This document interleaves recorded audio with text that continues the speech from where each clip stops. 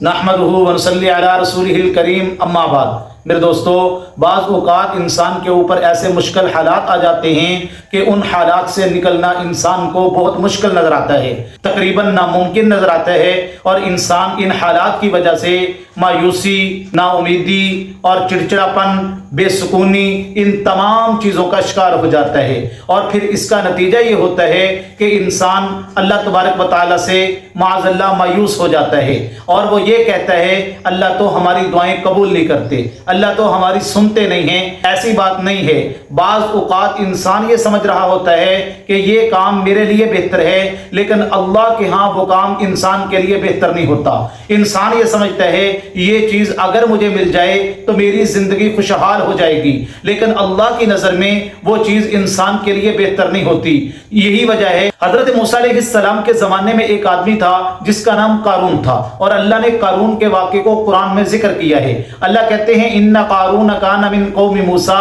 فبغى علیہم وآتیناہ من الکنوز ما ان مفاتحہ لتنوء بالعصبۃ اولي القوہ۔ اللہ کہتے ہیں اتنے خزانے ہم نے قارون کو دیے تھے، اتنا مالدار بنایا تھا کہ ان کے خزانوں کی چابیاں اونٹوں کی ایک بہت بڑی جماعت اٹھایا کرتی تھی۔ اتنا مالدار انسان تھا جس کا نام قارون تھا، اور جب یہ باہر نکلتا اپنی جاہ و جلال کے ساتھ، شان و شوکت کے ساتھ، وجاہت کے ساتھ، تو عورتیں اس کو دیکھ کے کہا کرتی تھی یا لیت لنا مثل ما اوتی قارون، کاش ہمارے بچے بھی قارون کی طرح ہوتے، کاش ہم بھی قارون کی طرح ہوتے، ہمارے پاس بھی اتنا مال ہوتا جتنا قارون کے پاس ہے، ہم بھی ایسی عیش و عشرت کی زندگی گزارتے جیسے یہ قارون گزار رہا ہے، ہم بھی اتنے جاہ و جلال کے ساتھ باہر نکلتے جتنے جاہ و جلال کے ساتھ یہ قارون باہر جا رہا ہے۔ اب لوگ اس کی تمنا کیا کرتے تھے میرے دوستو، جب اس نے اللہ کے حکموں کو توڑا، اللہ کا باغی بنا، اس نے اپنے مال کو غلط جگہ پہ استعمال کیا،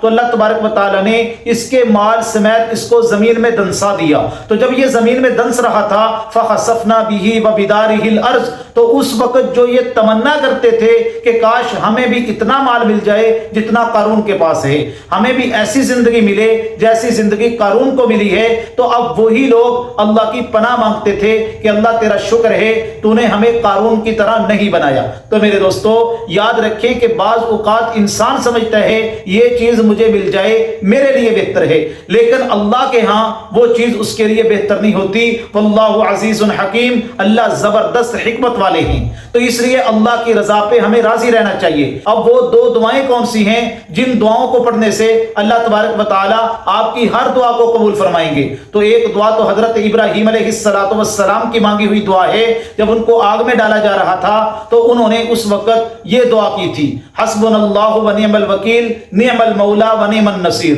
اور یہ اتنے طاقتور کلمات ہیں میرے دوستو کہ جب ان کو آگ میں ڈالا جا رہا تھا تو جبریل امین بھی ان کی مدد کے لیے آئے، تو انہوں نے کیا کہا کہ نہیں، میرا اللہ مجھے دیکھ رہا ہے، میرے اللہ کو میرے سارے حالات کا علم ہے، میرا اللہ ہی اس آگ سے مجھے بچا کے دکھائیں گے۔ تو میرے دوستو اس آگ کے اندر جب ان کو ڈالا جا رہا تھا تو انہوں نے یہی کلمات پڑھے، تو ان کلمات کی برکت سے اللہ تبارک و تعالیٰ نے حضرت ابراہیم علیہ السلام کی آگ کو ٹھنڈا کر دیا۔ اور دوسری دعا جو ہے جو آپ نے اکثر مانگ رہی ہے، اور یہ کلمات آپ نے اکثر ہر نماز کے بعد پڑھنے ہیں، وہ یونس علیہ السلام کی دعا ہے لا الہ الا انت سبحانک انی کنت من الظالمین۔ یہ اتنی طاقتور دعا ہے میرے دوستو۔ حضرت یونس علیہ السلام مچھلی کے پیٹ کے اندر ہیں، اللہ تبارک و تعالیٰ کے سامنے یہی کلمات پڑھتے ہیں، اللہ ان کی دعا کو قبول بھی فرماتے ہیں اور ان کو مچھلی سے نجات بھی عطا فرماتے ہیں۔ یہ دو دعائیں آپ اپنی زندگی کا معمول بنا لیں، انشاءاللہ اللہ تبارک و تعالیٰ آپ کی تمام پریشانیوں کو دور فرما دیں گے۔